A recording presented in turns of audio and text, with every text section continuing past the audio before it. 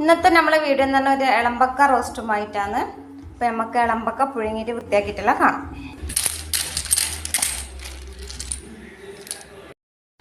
ഇളമ്പക്കലിട്ട് വൃത്തിയാക്കി എടുത്തിട്ടുണ്ട്. അതിലേക്ക് കുറച്ച് മഞ്ഞൾപ്പൊടി, കുറച്ച് മുളക് പൊടി, ആവശ്യത്തിനുള്ള ഉപ്പ്, എന്നിട്ട് എല്ലാം കൂടി നല്ലോണം ഒന്ന് മിക്സ് ചെയ്തെടുക്കാം.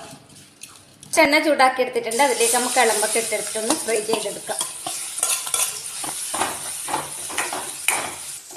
ഇളമ്പക്കയുടെ ഫ്രൈ ആയിട്ടുണ്ട്. നമുക്കൊരു പാത്രത്തിലേക്ക് മാറ്റാം.